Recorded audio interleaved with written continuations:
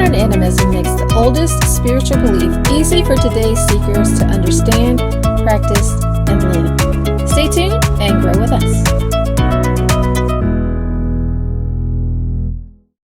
Our guest today is Alastair Henry, who is an audiobook narrator, author, international organizational development advisor, global backpacker, and double lung transplant recipient who had the stereotypical corporate life until retirement.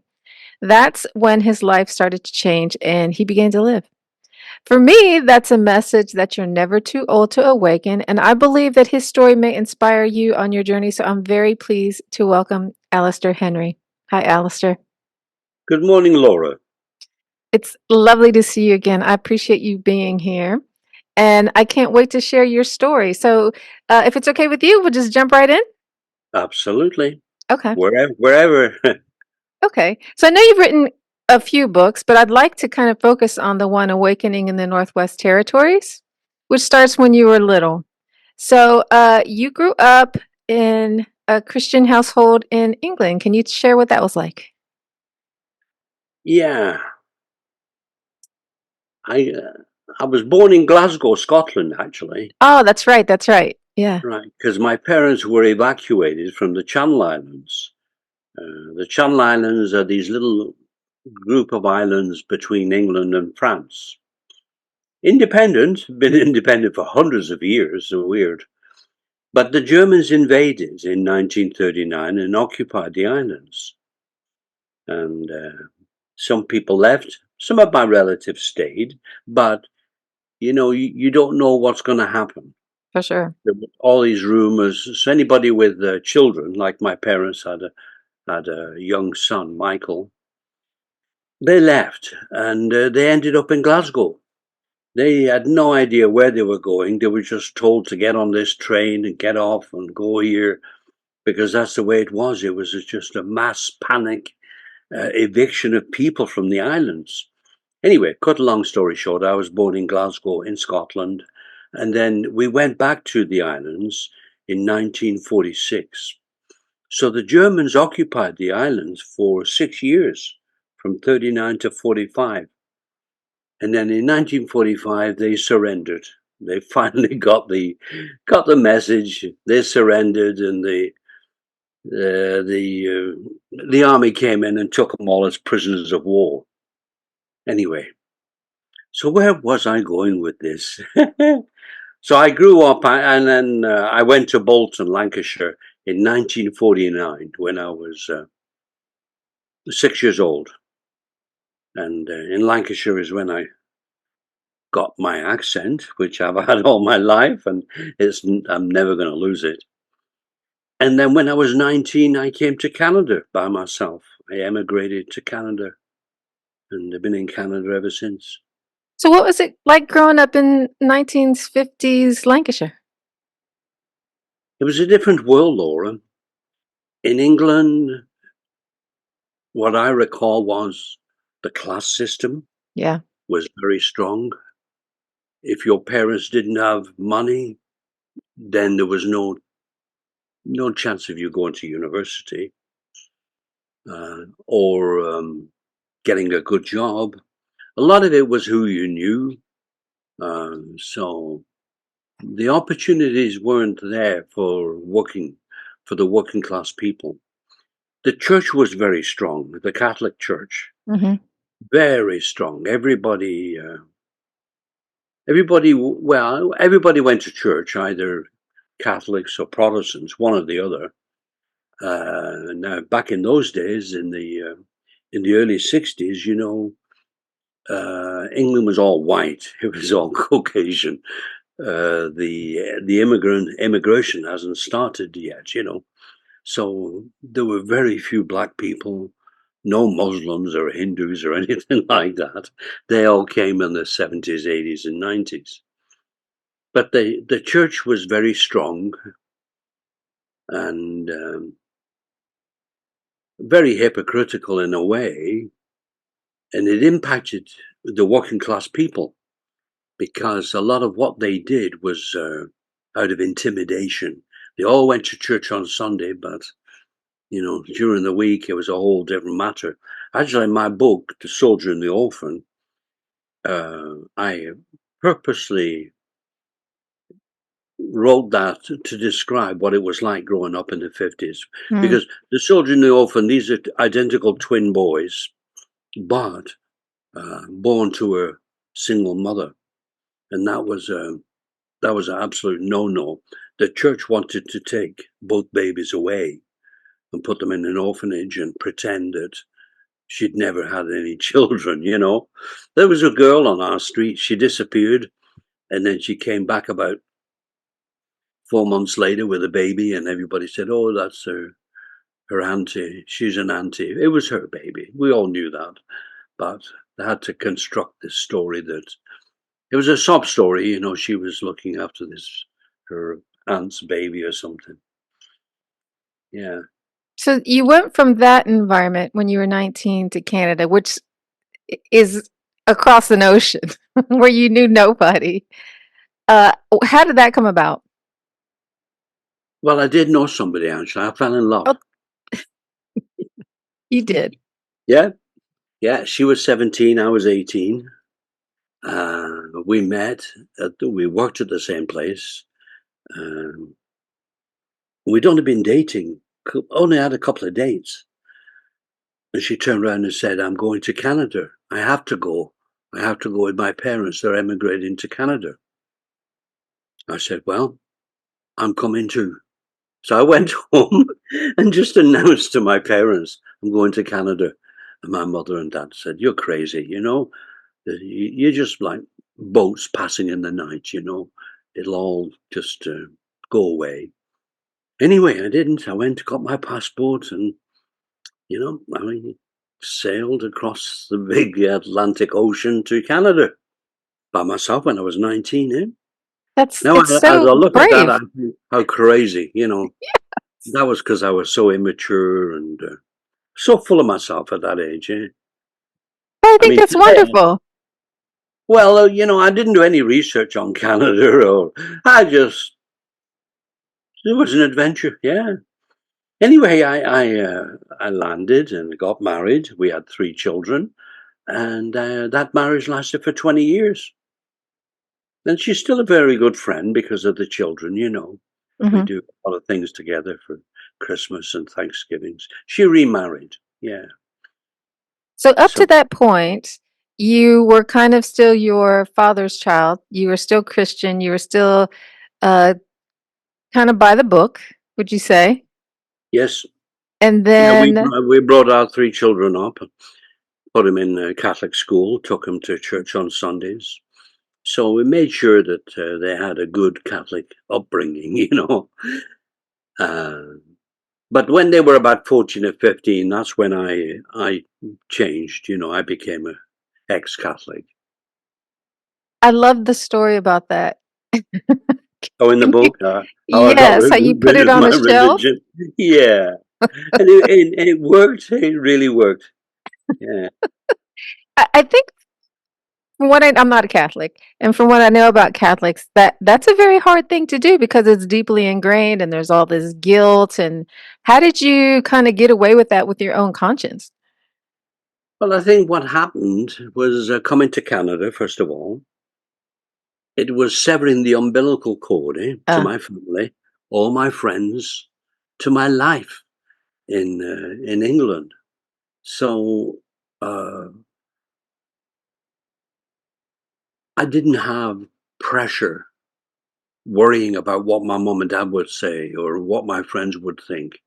I was free to be independent, and I think that was a big factor mm, in letting go. mhm. Otherwise, I might not have had the courage to do that. The pressure. I mean, it's a community thing. Everybody, Yeah. everybody on your street all go to the same church, and we grew up as Catholics. Believing that Protestants, we called them proddies, they weren't going to heaven. Only Catholics were going to heaven. Mm. So we didn't play with them. They were Oh, like wow. they were like the enemy. They weren't Catholic. That's how entrenched religion was in those days. I'm And glad you shared that because that kind of sets up how it must have been to go from that kind of upbringing, then to go way north, the Northwest Territories, for 2 years and live with the Dene.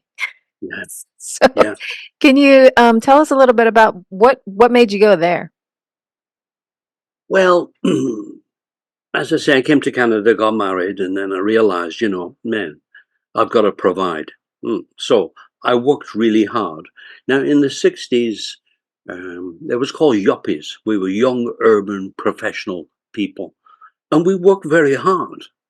And we were all so ambitious, so career driven. Um, and I got into the corporate world and I did very well. So when I was 57, I was able to retire. And that was the whole point of working so hard. You work your buns off. And well, there was an insurance company called London Life, and they had a program called Freedom 55. So if you sat down with their financial advisor and put your money away into mutual funds and stocks and bonds and followed the plan, you too could retire at 55.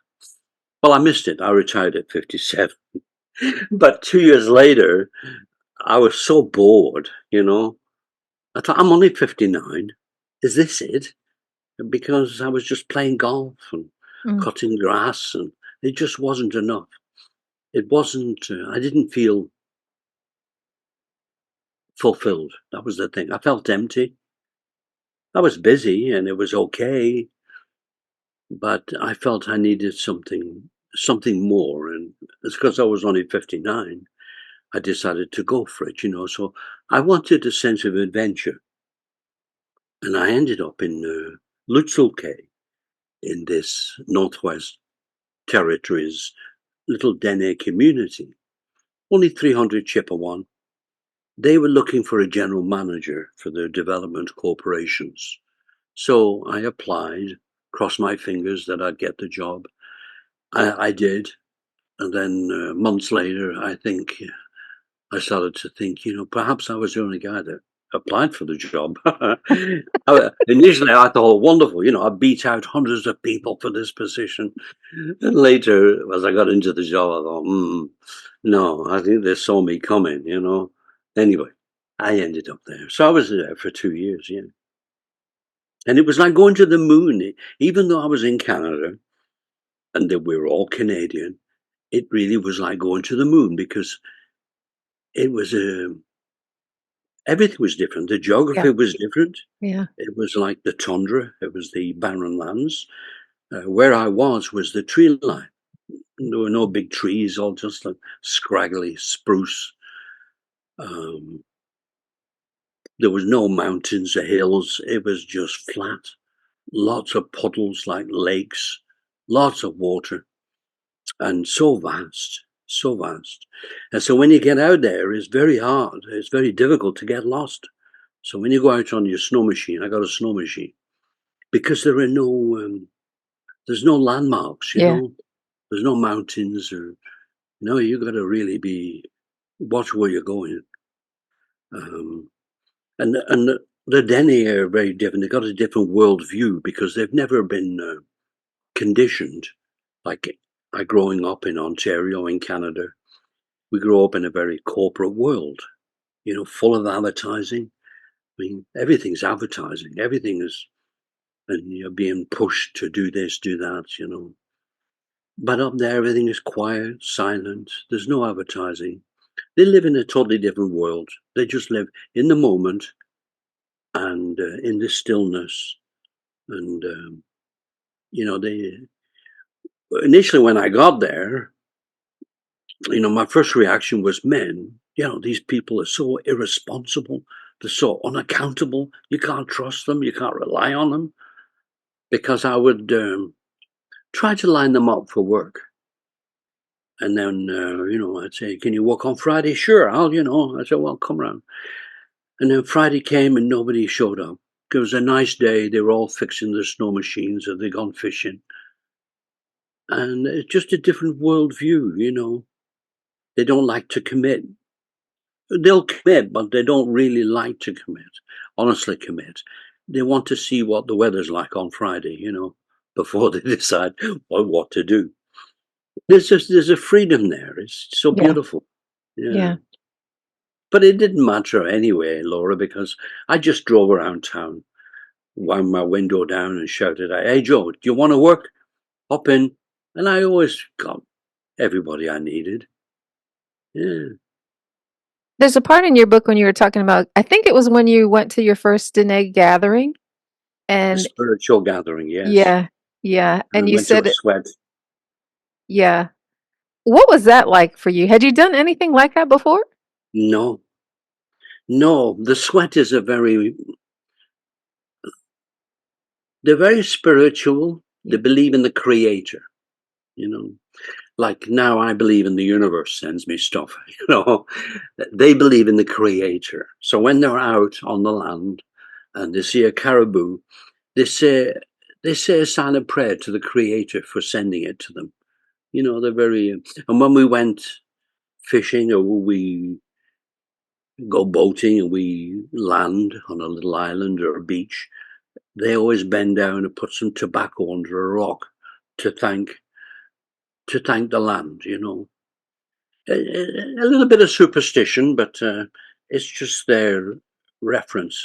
They see themselves as part of the universe. You know, we see ourselves on top. You know, we were out of all of the species, they were top dog. They just see themselves as one of. So it's like Father Sky, Mother Earth, Grandmother Ocean, the caribou are the brothers and sisters, and the wolf. They just see the circle of life. And I love that, you know, they see themselves in there. So it's a very humbling attitude. Did any of that rub off on you? Yes, it did. Yeah, I think going forward, I became more Buddhist, where I accepted. In my culture, we don't like to accept anything. When something goes wrong, it's like, who do we blame? You know? Um, and we get strong feelings about it. You know, why me? Well, but up there, they just accept. It's very Buddhist. They just accept whatever unconditionally, and you know, get on with it. And I think that's beautiful because there's no mileage in lamenting and Yeah. saying why me and why. You know, there's no mileage in that. You might as well just unconditionally, because up there a lot happens. You know, they get blizzards, um, all sorts of stuff happens, and they just got to take it in their stride and get on with it. Yeah. One of the stories that you shared was about berry picking, and it Oh, was so beautiful the way that you put it, and it oh sounds yeah. like, what you were just talking about, you know, it's every day is just, "This is what today presents, and I'm gonna be here now," and you kinda lost yourself in the day of berry Yeah. picking. Did you have many days like that? Yeah, because prior to that, Laura, when I was in the corporate world, as I look back, I realized I was just racing all day long. I was Yeah. multitasking, you know. I was doing this, but I was mindful at 1 o'clock I had a meeting and I better get this PowerPoint ready for tomorrow. And he wants it on his desk at 5. So all the time, you got all this going through your mind. And it's a full-time job trying to stay on top of everything and not missing any deadlines or whatever. Eh? But up there, you can just stop and in the stillness, get into the moment and really savor it. So, as I say, when I was picking the berries, at one berry at a time, putting them in my basket, I was in a whole different world. Hard to believe that it was the same world. I'd just been transported, and Yeah. it's just how you look at life, how your perspective is. I think being in nature, regardless of what the setting is transformative if you're present with it. And you had a totally different experience because in the summer, I kept reading this where you would mention the weather, the temperature, and I just couldn't wrap my head around it. Like it's -10 degrees in the summer. So, like, what is that like in the winter when it's dark and cold? What was Yeah. that like for you? Well, you have to adjust. Man has this great ability to adjust and adapt. When I went to Yellowknife, I went to this store. It's called Weaver and DeVore for clothing, and I bought a Canada Goose jacket with a great big wolf fur hood. Oh, it's lovely and warm. And I bought, great big insulated boots. So if you're dressed right, Yeah. it's okay. I loved it outside. I loved that because this big fur hat or big fur hood, it trapped your breath. So your face, even though it was -30, -40, your face was still warm enough. Wow. Yeah, It's just hard to imagine. yeah, I think most people, most of my clients anyway, crave comfort. Lots of people say, "Well, what do you want?" I just want to be comfortable. Like it's okay to ask for this much kind of thing from life. But up there, I imagine that you're not comfortable ever because there's so much change and unpredictability. But I think for me, I like adventure. yeah. And I think that's one of the things that makes me feel alive, and I'm wondering if that was one of the things that you enjoyed about being up there. Well, absolutely, Laura, and you're right. A lot of things were very uncomfortable, you know. Uh, so I bought a snow machine, and my friend Dave, he had a snow machine too, and we drove across the lake to Yellowknife once a month to get groceries because the groceries are so expensive Mm, in the co-op store. Well, that was really exhilarating. We were going fast. The wind, you could feel the wind. You had to hunker down.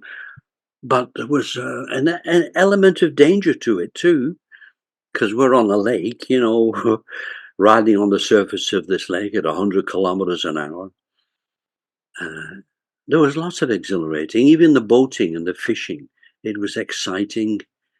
You just didn't know what you were going to run into, you know. But just participating with the Dene in their activities, in their rituals, it was so, I find it so meaningful. yeah, Yeah. yeah.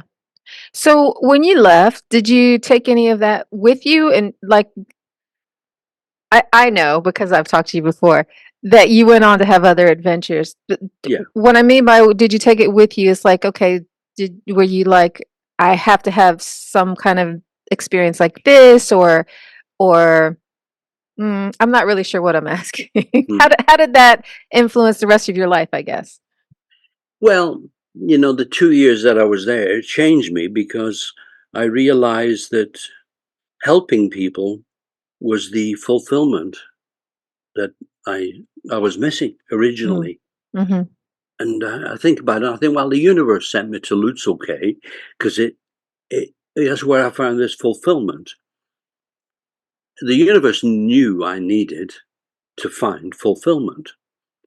And because in the corporate world, I really didn't work with people. It was all boardrooms and meetings and Excel spreadsheets and stuff. yeah, But when I went to Lutzelke, I did more with the community. I went out with Tommy, checking his trap lines. People invited me to dinner for their anniversaries and things, and I went out with John fishing. And so I did a lot with other people, and that's when I realized, and because I was from the outside world, mhm, I had a lot of worldly experience. And they would ask me, can I run something by you? And I listened, and I thought, well, that's just common sense. And they went, oh, thank you. And I realized that just by helping people, I saw the smiles, and I realized, that's really what life is all about.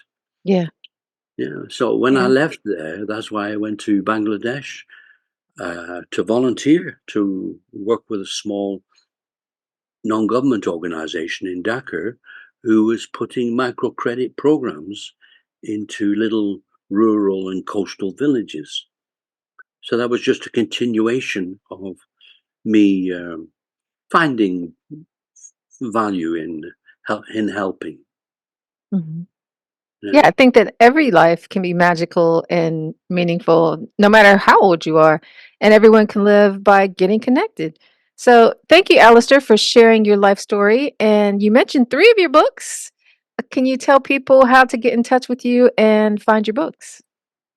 Yeah, well, the best way is just to go to my website, which is www.alastairhenry.com, and I'll spell it because there's many spellings for Alastair.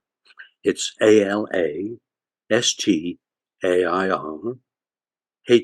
ALASTAIRHENRY.com. And there you'll find my books, excerpts from my books, reviews, and a buying button if you wanted to. It'll take you to Amazon or Barnes and Noble to whatever. Okay. And if you could leave everybody with a thought, what would that be? It would be to be open minded, that say yes to opportunities, Mm. because a lot of time out of fear, we we miss out on things. We immediately say, no thanks. What if this? What if that? And when you do that, you slam the door shut.